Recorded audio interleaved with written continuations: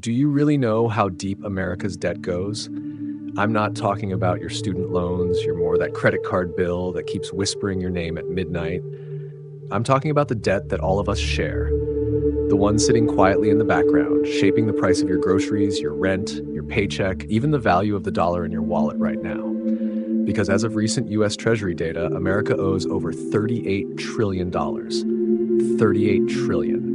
A number so massive it feels imaginary until you realize it's written on every Treasury bond, every spending bill, and every promise the government has made in your name. But here's the question nobody really answers clearly. How does a country repay something that big? And more importantly, what happens if it doesn't? To understand that, we have to go back, way back, to the moment America first started borrowing. It began not as a crisis, but as a dream. After the Revolutionary War, Alexander Hamilton, the country's first Treasury Secretary, made a controversial proposal. He wanted the federal government to take on all the war debts owed by the states.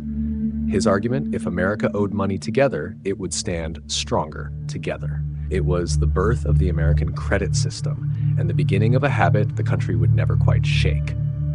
Fast forward 2 centuries, and that early debt, a few $million then, has ballooned into a mountain that makes the rest of the world look small. According to the Congressional Budget Office, the U.S. debt to GDP ratio now exceeds 120%. That means for every $1 the country produces, it owes $1.20. But where did all this money go? Some of it you can see in the everyday things, the highways that cross the nation, the military bases that stretch from Virginia to Hawaii, the stimulus checks that landed in your account during the pandemic. But much of it disappears into the quiet machinery of interest payments, pensions, healthcare, and defense budgets. In fiscal year 2024 alone, the United States paid over $1 trillion just in interest on its debt, more than the entire defense budget, according to Bloomberg analysis. Think about that. The government is now spending more to service its past spending than to defend the country today. So how does a government with a debt that large keep functioning? It borrows more. Every year, the Treasury issues new bonds, IOUs that promise investors, including countries like China and Japan, that they'll be repaid later with interest. It's like using a new credit card to pay off an old one, except instead of a call from the bank, the reminder comes in the form of inflation and rising interest rates. And here's where the story gets even more complicated. Most people think America owes its money mainly to foreign powers. And while that used to be true, the truth today is even more interesting. Over 2/3 of U.S. debt is actually held domestically by pension funds, mutual funds, the Social Security Trust Fund, and yes, the Federal Reserve itself. So in a strange way, America owes a huge part of its debt to itself. That might sound comforting until you realize what happens when the government has to start paying itself back. It does that by printing more dollars, which weakens the currency and makes your savings worth less in real terms. You've probably noticed it already, the price of milk, gas, rent, all creeping upward. That's the invisible tax of debt. You don't see it deducted from your paycheck, but you feel it in every purchase you make. According to research from the Wall Street Journal and Reuters, inflation remains one of the biggest side effects of sustained borrowing. The government's attempt to fund spending through debt ends up eroding the very value of the dollar it's trying to protect. And yet, despite all this, the debt keeps growing and the world keeps lending. So why do investors keep buying America's debt? It comes down to one word: trust. The United States, despite its flaws, has never defaulted on its obligations. The dollar remains the world's reserve currency, used in global trade, oil pricing, and international banking. As long as the world trusts that the U.S. will pay back its debts, the system holds. But what happens if that trust starts to fade? That's where the story gets darker. Analysts from Forbes warn that the rising debt ceiling battles in Congress are starting to erode confidence. Every time Washington debates whether to raise the borrowing limit, it signals instability. For ordinary Americans, that means higher interest rates, lower credit ratings, and even the risk of the government shutting down essential services. But here's something most people don't realize. Some of the biggest debts aren't just federal. Take California, for example. The the world's fifth largest economy if it were its own country. The state owes more than $500 billion when you include its pension and local obligations. New York is next with a combined debt exceeding $300 billion. Even Texas, known for its business strength, carries over $150 billion in various forms of government debt, according to the Pew Research Center. Every one of these state debts adds to the bigger national picture, a web of promises that stretches from Washington, D.C. to every local town hall across the country. And then there's the silent giant, Social Security. Research from the Congressional Budget Office shows that by 2033, the Social Security Trust Fund could be depleted unless major reforms are made. That means the government would either need to borrow even more or reduce payments to retirees. Imagine millions of Americans who worked their whole lives suddenly finding out the money they were promised might not be there. It's a nightmare scenario, one that economists quietly discuss behind closed doors, but that rarely makes it to the nightly news. So, how does the United States plan to repay its debt? If you ask the Treasury, the official answer is through a combination of fiscal responsibility, economic growth, and stable monetary policy. But dig deeper, and that translates to three things: higher taxes, reduced spending, or inflation, and none of those sound pleasant. Raising taxes sparks political outrage. Cutting spending risks job losses and slower growth. And inflation, that's the hidden method. Paying old debts with cheaper dollars tomorrow. It's a strategy that's worked before, but it comes at a cost: the erosion of everyday Americans' purchasing power. It's no wonder, then, that some experts suspect the real plan isn't to pay off the debt at all, but to simply manage it forever. To keep rolling it over, generation after generation, while hoping the system holds long enough for the next boom to come. But how long can a country live on borrowed time before the bill finally comes due? So what happens when a debt becomes too big to ever be repaid? That's the question economists whisper and policymakers try not to answer too directly, because deep down everyone knows America's debt isn't something that can simply be paid off. It's a living system, a loop, a machine that feeds itself, and for now keeps running because the world still believes it will. But that belief is fragile. Let's break it down. When the U.S. borrows, it issues Treasury bonds, promises to repay with interest. Investors buy them because they trust that America is the safest place to park their money. But every year, as the debt grows, the interest payments grow too. And soon, that interest becomes one of the biggest line items in the federal budget. In 2024, as reported by Forbes and the New York Times, the U.S. spent more on interest payments than on Medicare, veterans benefits, or education. That means America isn't just borrowing for the future, it's borrowing to pay for its past. So how does the government plan to handle that? There are really only a few levers it can pull, and each one comes with a cost. One, the inflation strategy, paying with cheaper dollars. This is the quiet one, the one no politician wants to admit out loud. Inflation, in a way, is the easiest path. When the value of money drops, the government's old debts become cheaper in real terms. The dollars it owes are worth less than the dollars it borrowed. But that comes with a hidden price. Your savings, your retirement fund, your wages, they all lose value too. It's like the government is paying off its credit card by slowly draining value from every wallet in the country.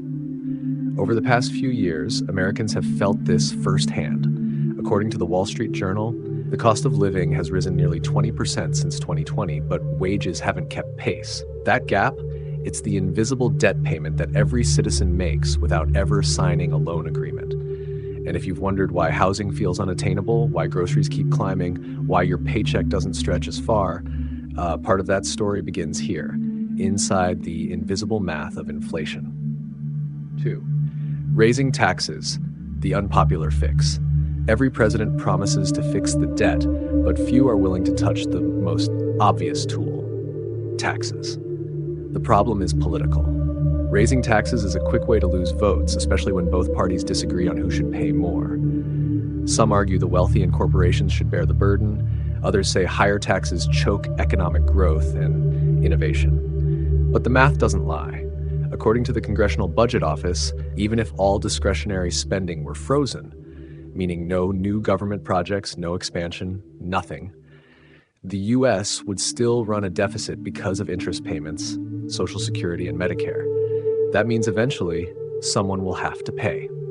Whether it's through income taxes, capital gains, or a new form of consumption tax, the government may be forced to look for new revenue streams. But raising taxes without addressing spending is like patching a leaking boat without fixing the hole.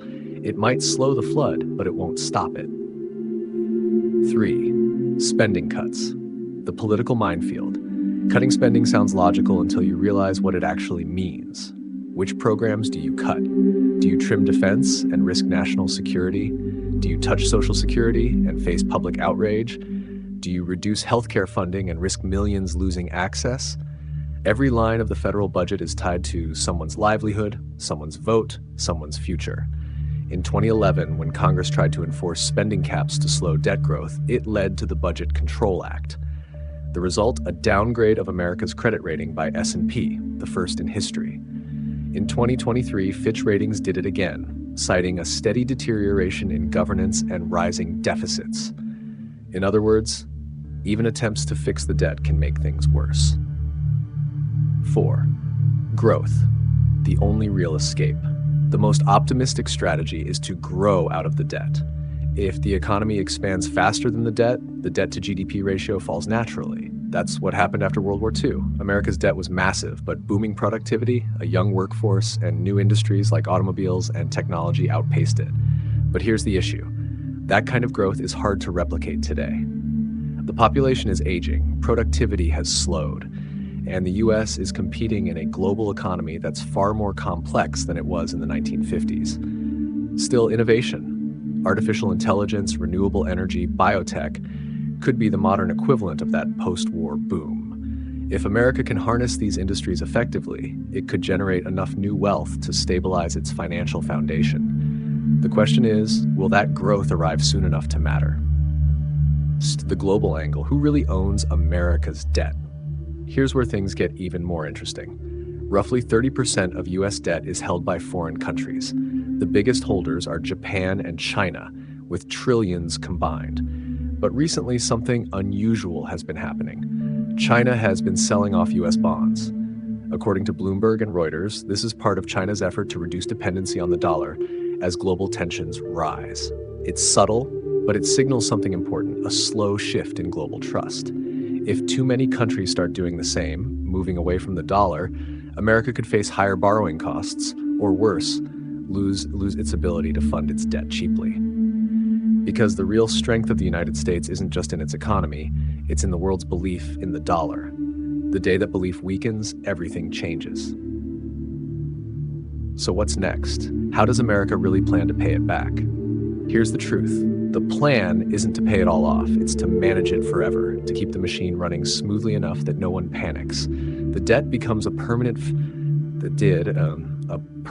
feature of the economy, like gravity. You can't escape it, but you learn to live with it. In fact, debt can be useful. It funds innovation, builds infrastructure, and helps the government respond to crises. The danger isn't in having debt, it's in losing control of it. That's why economists now talk less about repayment and more about sustainability.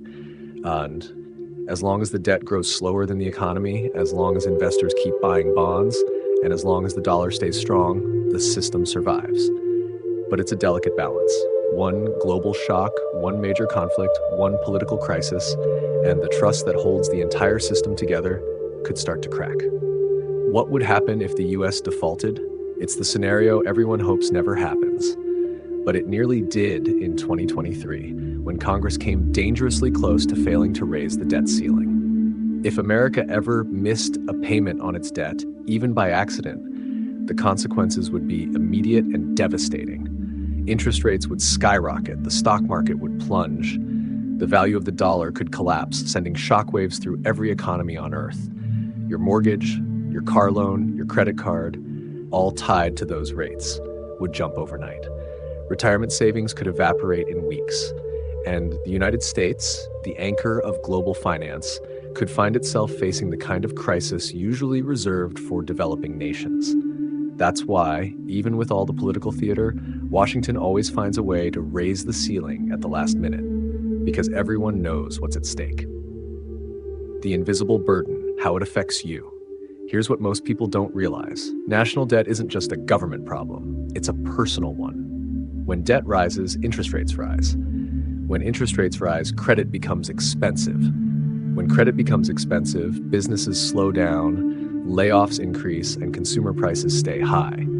It's a ripple effect that touches everything, from how much you pay for your mortgage to how much your boss can afford to give you in a raise.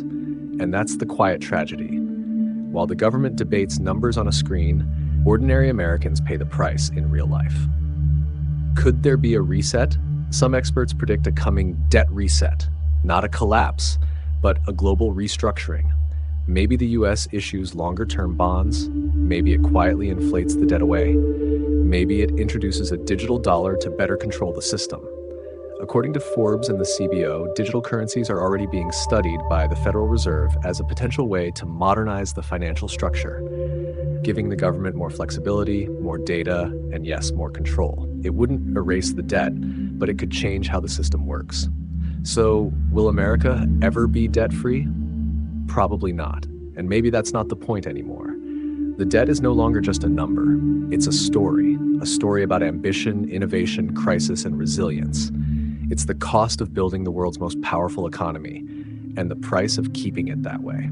The real question isn't when will we pay it back, it's how long can we keep the world believing that we can? Because as long as people believe, as long as the world trusts the American promise, the dollar holds, the markets move, and the system survives. But if that belief ever cracks, even just a little, well, that's when history stops repeating and starts rewriting itself.